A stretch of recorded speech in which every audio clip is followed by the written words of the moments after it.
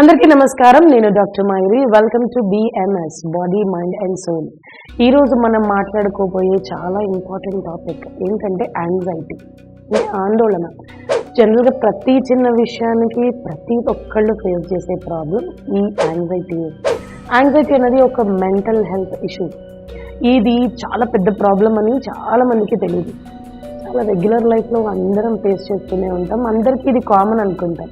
Anxiety వల్ల ఏం జరుగుతుంది, దాని నుంచి దానికి ఉండే లక్షణాలు ఏంటి, అండ్ మనం దాన్ని ఎలా కోపప్ చేసుకోవచ్చు అనేది ఈరోజు తెలుసుకుందాం.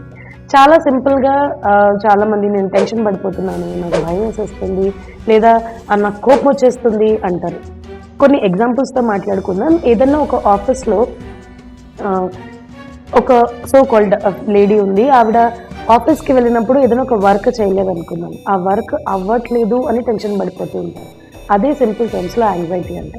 ఒక స్కూల్కి వెళ్తారు, స్కూల్ పిల్లాడు హోంవర్క్ చేయడు, ఆ హోంవర్క్ చేయకుండా టీచర్ ఈరోజు కొడుతుందేమో అన్న ఆ ఫియర్ ఉంటుంది కదా, అదే యాంగ్జైటీ. పెద్దవాళ్ళు పిల్లల్ని పెద్దవాళ్ళకి రోడ్డు క్రాస్ చేయాలి అంటే కూడా అదొక రకమైన ఫియర్ ఉంటుంది. ఆ ఫియరే యాంగ్జైటీ అంటే. ఈ యాంగ్జైటీ అన్నది ఏజ్ని బట్టో, లేకపోతే జెండర్ని బట్టో, లేకపోతే ఇంకా ఏ కారణాల వల్లనో ఇది డిస్క్రిమినేట్ అవ్వదు. ఇది ఖచ్చితంగా అందరికీ ఉండే ప్రాబ్లం. దీన్ని ఎలా మనం కనుక్కోగలుగుతాం? దీనికి కొన్ని స్పెసిఫైడ్గా మనం దీన్ని కేటగరైజ్ చేసుకోవచ్చు. ఫస్ట్ దాన్ని జనరలైజ్డ్ యాంగ్జైటీ డిజార్డర్ అంటారు. అంటే ప్రతి చిన్న విషయానికి జనరల్గా జరిగే విషయాలు అన్నిటికీ కూడా యాంగ్జైటీ ఫీల్ అయిపోవడం. ఒక మదర్ ప్రాపర్ టైంకి బాబుకి బాక్స్ పెట్టలేకపోవడం కూడా అదొక రకమైన యాంగ్జైటీ, టెన్షన్. మమ్మ స్కూల్ బస్ వచ్చేస్తుంది, బాబు తింటాడు తినలేదు అన్న రకంగా ఫీల్ అయ్యేది కూడా ఒకలాంటి యాంగ్జైటీ. చాలామందికి బల్లుల్ని చూస్తే భయం, కాక్రోచెస్ని చూస్తే భయం, స్పైడర్స్ని చూస్తే భయం. ఇది కూడా ఒకలాంటి యాంగ్జైటీకే దోహదపడుతుంది. దీన్ని కూడా ఒక particular system based or specific anxiety disorder అంటామన్నమాట. అంటే ఏంటంటే ఒక పర్టికులర్ థింగ్ని చూస్తే వాళ్ళకి టెన్షన్ వచ్చేస్తుంది. చాలామందికి హైట్స్కి చూస్తే భయం ఉంటుంది. యాంగ్జైటీ ఒక ఫోబియా కిందకి ఫామ్ అయిపోతుంది. ఫోబియా కూడా ఒకలాంటి యాంగ్జైటీ డిజార్డరే.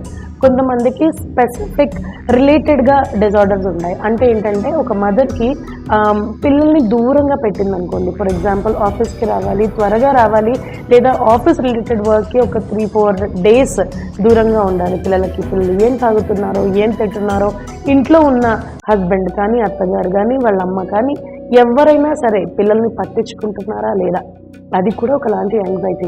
ఒక హస్బెండ్ వైఫ్ని వదిలేసో, తల్లిదండ్రుల్ని వదిలేసో, లేకపోతే ఇంకెక్కడికన్నా తను వెళ్తున్నాడు అన్న ఒక ఫీలింగ్లో ఉంటే ఆబ్వియస్గా ఇంట్లో వాళ్ళు ఎలా సర్వైవ్ అవుతారో, తను లేనప్పుడు ఏమవుతుందో ఇలా ఆలోచించేది కూడా ఒకలాంటి యాంగ్జైటీయే. చాలామందికి రోడ్డు క్రాస్ చేస్తున్నప్పుడు, లేదా మనకే కొంతమందికి ఆలోచించండి, ఒకవేళ ఏదైనా మనం యాక్సిడెంట్ చూసినప్పుడు ఆటోమేటిక్గా మనం ఒక టెన్షన్కి గురవుతాం. అప్పుడు మనం డ్రైవింగ్ చేస్తున్నా, లేకపోతే మనం ఏదైనా వెహికల్లో ట్రావెల్ చేస్తున్నా కూడా ఆటోమేటిక్గా మన బ్రెయిన్ అట్టే వెళ్ళిపోతుంది, మనకేమన్నా అయితే అని. అది substance or situational based anxiety అంటామన్నమాట. అంటే ఏంటంటే ఆ సిచ్యువేషన్కి మనల్ని మనం అన్వయించుకొని, మనల్ని అక్కడ ఇమాజిన్ చేసుకొని అప్పుడు టెన్షన్ పడిపోతూ ఉంటాం, అప్పుడు భయాలు మొదలైపోతూ ఉంటాయి. ఇది కూడా ఒకలాంటి యాంగ్జైటీయే. ఈ యాంగ్జైటీస్ అన్నవి ప్రతి చిన్న విషయంలో మనం ఫేస్ చేస్తూనే ఉంటాం. మనకి బాస్ గనక టైంకి జీతం పెంచకపోయినా, లేదా ఈఎంఐ రేటు కొంచెం పెరిగిపోతుంది అనిపించినా, లేదా ఈఎంఐ ఈరోజు ఈ టైంకి పే చేయలేమేమో అనిపించినా కూడా టెన్షన్ పడిపోతూ ఉంటాం, స్ట్రెస్ ఫీల్ అయిపోతూ ఉంటాం. దానివల్ల భయం వచ్చేస్తుంటుంది, నా హెల్త్కి ఏమైపోతుందని టెన్షన్ ఉంటుంది. ఇదంతా యాంగ్జైటీ. మరి ఈ యాంగ్జైటీని తగ్గించుకోవాలి అంటే మనం ఏం చేయాలి? చాలా సింపుల్. దీనికి first of all daily morning yoga చేయాలి, ఒక 10 to 15 minutes.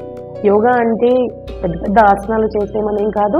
సింపుల్గా కాసేపు మెడిటేషన్, కాసేపు వాకింగ్, కాసేపు బ్రీతింగ్ ఎక్సర్సైజెస్, అలాగే కొంచెం స్ట్రెచ్ అవుట్స్.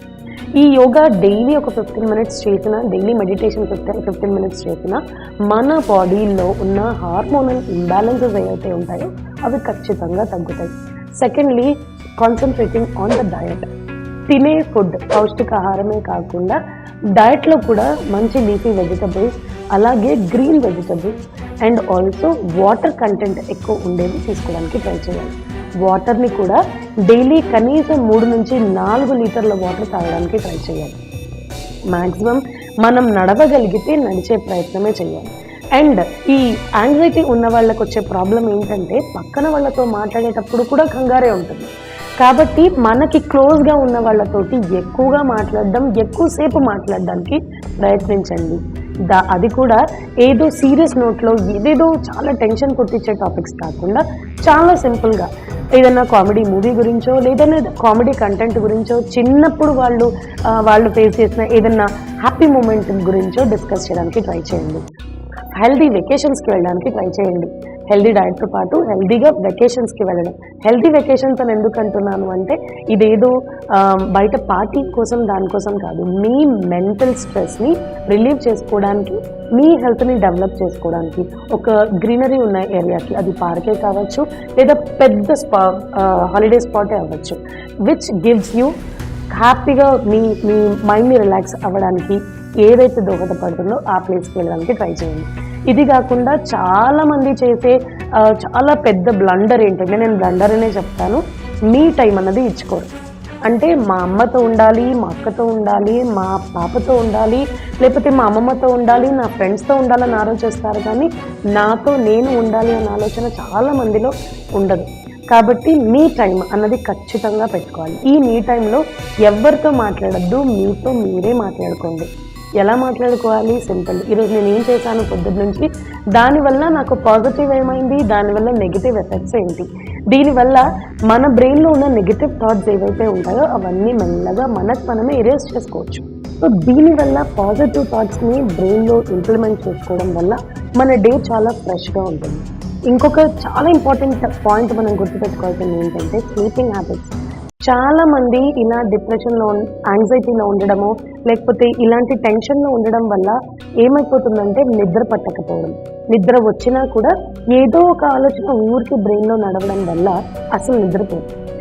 ఏమైనా ఏం జరిగినా సరే రోజుకి ఖచ్చితంగా 6 నుంచి 8 గంటల సౌండ్ స్లీప్, అంటే హ్యాపీగా నిద్రపోవాలి. ఇలా నిద్రపోవడం వల్ల మన బ్రెయిన్ చాలా చాలా చాలా రిలాక్స్ అవుతుంది. బ్రెయిన్ రిలాక్స్ అయిందంటే ఆటోమేటిక్గా మన బాడీలో ఉన్న స్ట్రెస్ అనేది రిలీవ్ అయిపోతుంది. దీనివల్ల మనకుండే ఈ సో కాల్డ్ యాంగ్జైటీ ప్రాబ్లమ్స్ ఏవైతే ఉంటాయో అవి తగ్గిపోతాయి. సో ఇలా సింపుల్ టెక్నిక్స్ తోటి, సింపుల్ హ్యాబిట్స్ తోటి మనకున్న ఈ సో కాల్డ్ యాంగ్జైటీ ప్రాబ్లమ్స్ని డిజార్డర్స్కి మారకుండా, డిజార్డర్స్ని ప్రాపర్ ఆర్డర్లో పెట్టుకుని మన మెంటల్ హెల్త్ని మనమే బ్యాలెన్స్ చేసుకోవచ్చు.